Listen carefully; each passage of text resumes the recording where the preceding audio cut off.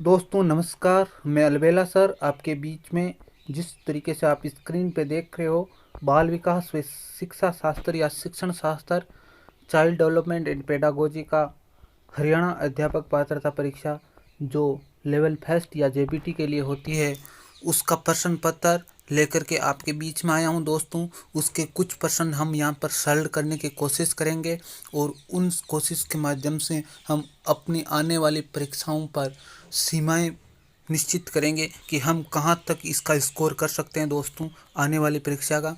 दोस्तों तो चलो हम करते हैं पहला प्रश्न। आपके बीच में पहला प्रश्न दिखाई दे रहा होगा दोस्तों। यदि आप ऐसे प्रश्न पत्र डाउनलोड करना चाहते हैं तो ये साइट दे रखी है www.teachersmatters.in पर आप जाकर के लॉगिन करके आप क्या कर सकते हो, ऐसे प्रश्न पत्र डाउनलोड कर सकते हो और आपने अपने भविष्य के लिए आगे की तैयारी के लिए सजो करके अपने मोबाइल सेटअप बॉक्स में समाहित रख सकते हो। तो दोस्तों आज हम चलो पहला प्रश्न यहाँ पर करने की कोशिश करते हैं।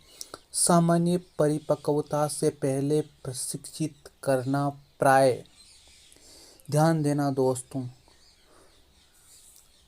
बहुत ही इम्पोर्टेंट रूप से आदमी को किसी काम को करने से पहले उस काम के स्तर तक पहुंचना जरूरी होता है और उसी तरीके से अधिगम के लिए एक निश्चित अवस्था तक आना जरूरी होता है। दोस्तों यही होता है कि आप यदि कक्षा प्रथम लेवल के विद्यार्थी को यदि कक्षा 5 की गणित का विषय पढ़ाने लग जाओगे तो वो कभी भी उस विद्यार्थी के लिए लाभदायक नहीं होगा और उसको अनेक प्रकार से क्या करेगा, मानसिक रोगों से या मनोज्ञातात्मक रूप से विकार पैदा कर देगा उसमें। तो दोस्तों कभी कभी आपने देखा होगा कि क्या होती है, कम उम्र में यदि जब लड़कों एवं लड़की की शादी कर दी जाती है, लड़कियों की शादियां कर दी जाती है, तो वो विविध रूप से आर्थिक रूप से, मानसिक रूप से, सामाजिक रूप से क्या होते हैं, अनेक प्रकार की समस्याओं से ग्रसित हो जाते हैं। तो ध्यान देना, किसी भी स्टेज में पहुंचने से पहले एक परिपक्वता क्या होती है, एक स्टेज होती है। उस परिपक्वता या उस मेचूरिटी आने के बाद में ही हम क्या करते हैं, विभिन्न प्रकार के कौशल विकसित करने की कोशिश करते हैं बच्चों में। कभी कभी आपने देखा होगा कि छोटे छोटे बच्चों को भी क्या कर देते हैं, स्कूल भेजना शुरू कर देते हैं। वो मानसिक रूप से तैयार भी नहीं होता है अभी भी, लेकिन कहते हैं उस बाद में कहते हैं कि इतनी छोटी उम्र में स्कूल भेज करके क्या तो इसको कलेक्टर बनाएगी क्या, वो कलेक्टर नहीं बनते हैं। वो वास्तव में क्या हो जाते हैं, अनेक समस्याओं से ग्रसित हो जाते हैं क्योंकि उसमें खेलने कूदने की उम्र होती है परिवार में और वो विद्यालय के अंदर क्या करता है, जाकर के इतना सम्मोहित नहीं होता है या उतना आनंददायी महसूस नहीं करता है जितना कि उसको परिवार में होना चाहिए था। तो दोस्तों एक निश्चित उम्र पर हम क्या करते हैं, अलग अलग काम करते हैं। दोस्तों यदि किसी छोटे बालक को साइकिल चलाने के लिए दे दिया जाए तो क्या वह साइकिल चला सकता है, नहीं चला सकता। तो वो उसके लिए क्या होता है, प्रत्येक अवस्था के अंदर क्या होता है, हानिकारक होता है, प्रत्येक दशा से हानिकारक होता है। जो सामान्य परिपक्वता से पहले किसी भी चीज़ की टर्निंग देना सभी दृष्टिकोणों से क्या होगी, हानिकारक होगी। तो इसका उत्तर होगा ऑप्शन संख्या 3। दोस्तों आपको प्रश्न की यदि आपको पूरी तरीके से नॉलेज है किसी टॉपिक का तो आप बिना किसी झंझाट के आप सीधे ऑप्शन तक पहुंच सकते हो, बिना किसी बाधा के, बिना किसी बैरियर के। तो देखना, सामान्य कौशलों के निष्पादन के संदर्भ में बहुत लाभकारी होगा, गलत कथन है। दीर्घकालीन दृष्टिकोण से लाभकारी होगा, ऐसा कभी भी नहीं हो सकता कि आगे जाकर के वो बन जाएगी। ये विधि पर निर्भर करता है कि लाभकारी होगा या हानिकारक होगा, नहीं, बिल्कुल एक स्टेज के बाद में ही, प्रत्येक अवस्था के बाद में उस अवस्था में कौन से काम करवाने, तभी तो ये निर्धारित किया जाता है मनोविज्ञान में। तो दोस्तों ये सभी दृष्टिकोणों से क्या होगा, हानिकारक होगा, कहीं भी बेनिफिशियल नहीं होगा, ये हार्मफुल होगा या डिसएडवांटेज होगा। लाभकारी कभी भी साबित नहीं हो सकता, बेनिफिशियल कभी भी साबित नहीं हो सकता है दोस्तों।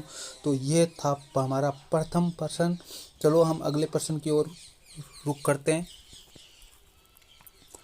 बाल्यावस्था होती है या बाल्यावस्था होता है, चाइल्डहुड स्टेज की इन्होंने एज पूछी है। क्राइटेरिया पूछा। जन्म से 3 वर्ष, तो 0 से 2 वर्ष तो आपको पता है शिशुअवस्था होती है। तीसरे से छठे पूरी नहीं है साहब, तीसरे से छठे वाला बाल्यावस्था में तो आएगा, लेकिन इससे आगे तक भी छठे से 12वें नहीं हो सकता।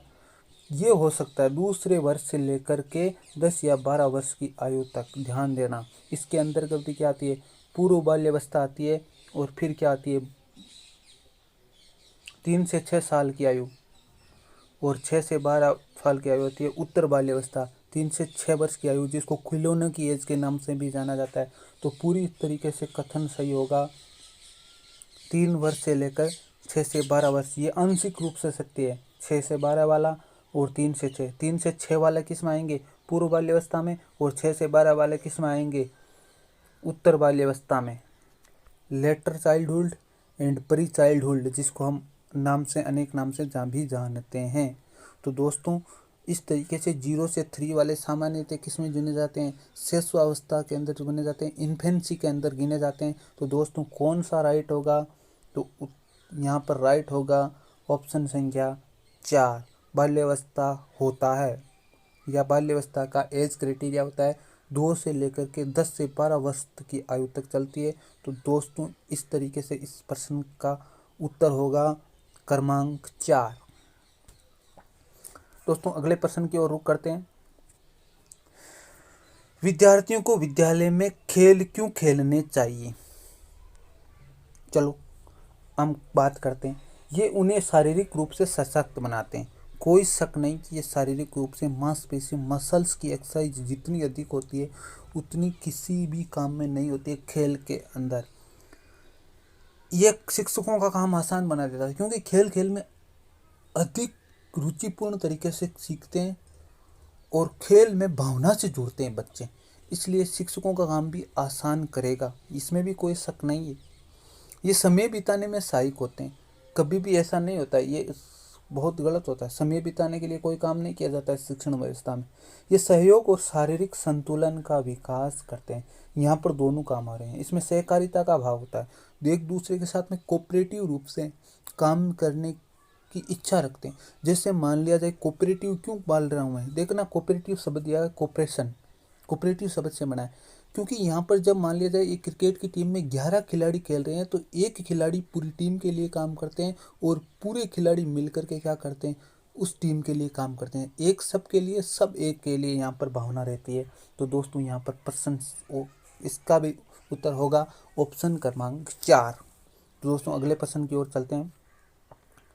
निम्न में से कौन सा अधिगम से संबंधित नहीं, अधिगम संबंधित कौन सा कथन सही नहीं है। यहाँ पर लर्निंग के बारे में पूछा गया है और लर्निंग के बारे में कौन सा कथन सत्य नहीं है या असत्य है। तो दोस्तों बात करते हैं पहले कथन में, इसे उचित वातावरण चाहिए। बिल्कुल कोई शक नहीं, वातावरण चाहिए, लेकिन वातावरण के साथ में एक महत्वपूर्ण तत्व और भी जुड़ा हुआ है कि वातावरण के साथ साथ में क्या चाहिए, अधिगम को सशक्त बनाने के लिए वंशानुक्रम भी होना जरूरी है।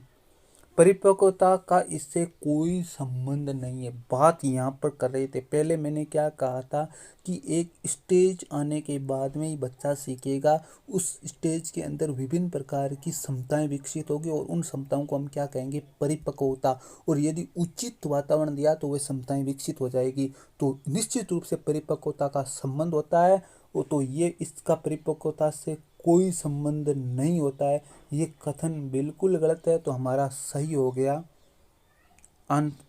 ऑप्शन क्रमांक 2। चलो दोस्तों इसका निपटारा यही हो गया, इस प्रश्न का देखते ही निपटारा हो गया। पूरी तरीके से आपको साइकोलॉजी की भाषा समझ में होनी चाहिए, तब जाकर के आपको बीच में आगे के 2 पॉइंट पढ़ने ही नहीं है। ऑटोमेटिक अपने को आपको कॉन्फिडेंस बना करके रखना है, तभी पेपर में समय बचेगा। दोस्तों ये होता है कि 4 ऑप्शन पढ़ते हैं फिर हम उत्तर देते हैं, आगे कोई भी मददगार नहीं हो सकती। तो ये पहले ही गलत हो गया, तो इसको पहले ही ठीक कर दो ना, कहाँ ज़रूरत है हम आगे के ऑप्शन पढ़ने की। सहायक सामग्री अधिगम में मदद करती है, बिल्कुल सहायक सामग्री अधिगम को रोचक बनाती है, सीखने की प्रक्रिया को सरल बनाती है। अधिगम प्रक्रिया में अभिप्रेरणा, मैंने कहा ना अधिगम की अभिप्रेरणा अधिगम का राजमार्ग है, सर्वोत्तम राजमार्ग है।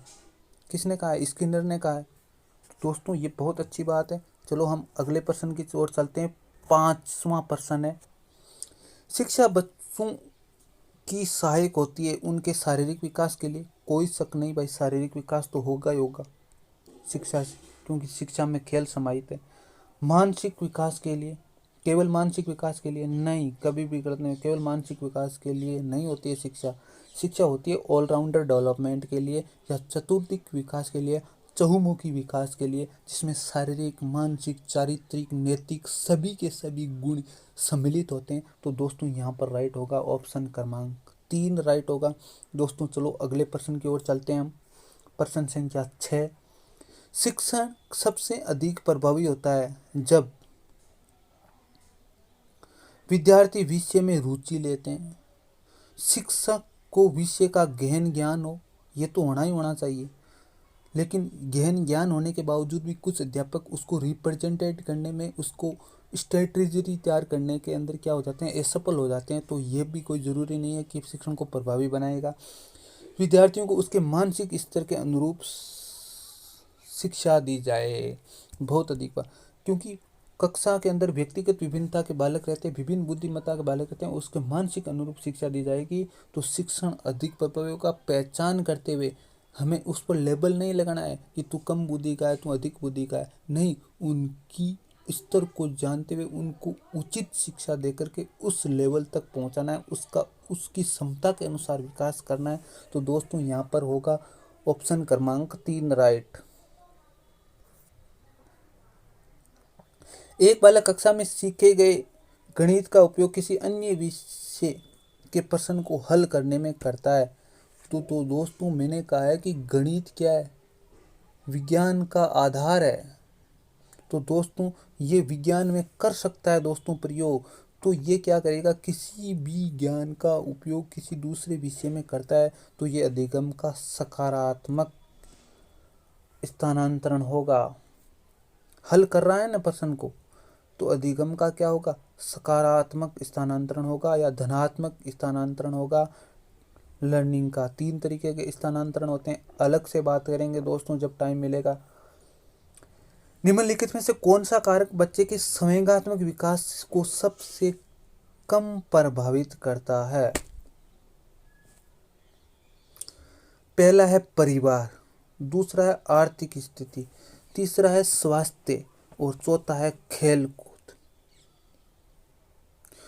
बहुत ही इंपॉर्टेंट रूप से ध्यान देना, खेल कूद, स्वास्थ्य, परिवार। यहाँ पर देखो, जब परिवार की स्थिति, परिवार के अंदर क्या होगी, अंतरकलह होगी, तो बच्चे का सांघिक विकास क्या होगा, अधिक रूप से प्रभावित होगा। स्वास्थ्य भी क्या करेगा, खेल कूद भी उचित नहीं मिलेंगे, सांघिक विकास अधिक अच्छे रूप से होगा। आर्थिक स्थिति का बच्चे के सर्वांगीण विकास पर बहुत कम प्रभाव पड़ता है। दोस्तों आर्थिक स्थिति बच्चों के लिए परिवार की आर्थिक स्थिति से है, ऐसा नहीं है कि गरीब बच्चा भी सामाजिक स्तर हो सकता है और अमीर का बच्चा भी सामाजिक स्तर हो सकता है। तो दोस्तों आर्थिक स्थिति का सबसे कम प्रभाव पड़ेगा इमोशनल डेवलपमेंट पर, क्योंकि कभी कभी देखा होगा कि इतना सामाजिक मजबूत होता है गरीब परिवार का बच्चा कि उसको कोई भी मात नहीं दे सकता है, और इतना असामाजिक स्तर होता है कि वो फांसी की तक पहुंच सकता है अमीर परिवार का बच्चा भी। तो आर्थिक स्थिति क्या होगी, संवेगात्मक विकास को सबसे कम प्रभावित करेगी। दोस्तों ये इम्पोर्टेंट रूप से ध्यान रखना दोस्तों। तो ये इस तरीके से हमारे आज के 8 प्रश्न थे और 8 के माध्यम से हमने अच्छी तरीके से प्रश्नों को सरल करने के बारे में जाना।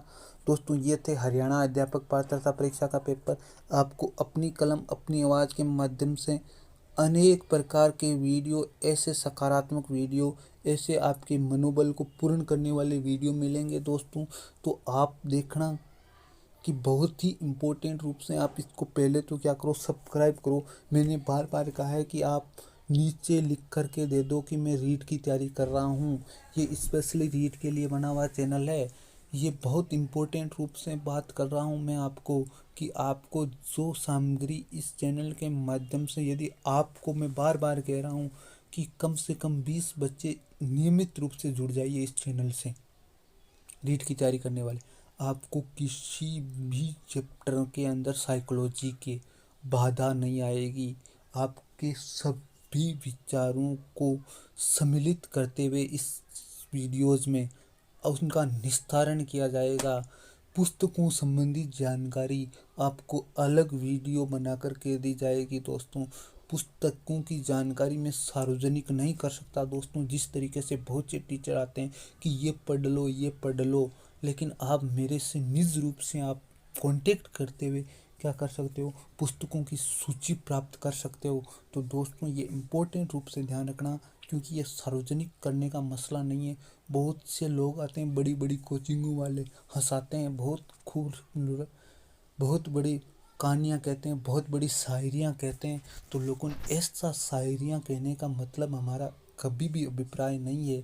जब भी मैं बोर्ड के सामने आऊँगा तो खूब शायरियाँ, आपको बहुत शायरियाँ शेयर करूँगा, क्योंकि मेरे मन के अंदर भी अनेक शायरियाँ उमड़ रही है। लेकिन दोस्तों इन शायरियों से अधिक महत्वपूर्ण है आपकी रीट की परीक्षा रूपी शायरी, या जो अनसुलझी पहेली है या अनसुलझी शायरी है, जिसको हमें सरल करना है। तो दोस्तों इम्पोर्टेंट रूप से आपका प्यार यूं ही अपनी कलम अपनी आवाज़ चैनल पर बना रहे। दोस्तों मैं अलबेला सर इसी आशा से क्या करता हूँ, आपसे विदा लेता हूँ।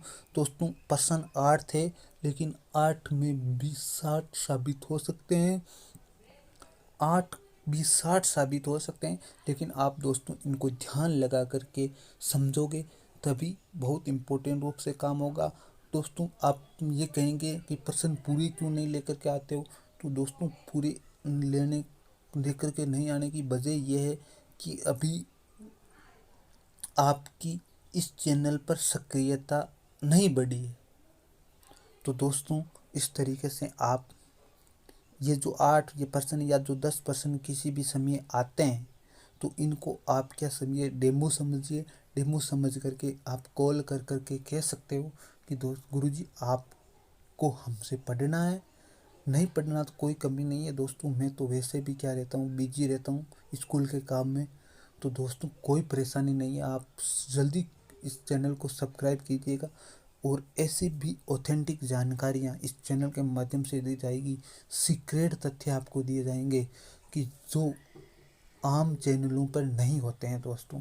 बहुत बड़े मैं मानता हूँ कि सभी यूट्यूब चलाते हैं, लेकिन यूट्यूब का भी कितना प्रयोग करना चाहिए दोस्तों, ये भी मैं आपको तथ्यात्मक रूप से बताऊंगा। लेकिन ये मैं आपको सीधा संवाद करके बता सकता हूँ दोस्तों, यूट्यूब के चैनल के माध्यम से बताने के लिए अभी मैं योग्य नहीं हूँ, क्योंकि मेरी भी कुछ जिम्मेदारियाँ हैं, और इन जिम्मेदारियों इन पदार्पण में आपको कभी भी मेरे को उत्सुक नहीं करना है। दोस्तों धन्यवाद, आपका प्यार यूं ही बना रहे। जय हिंद, जय भारत।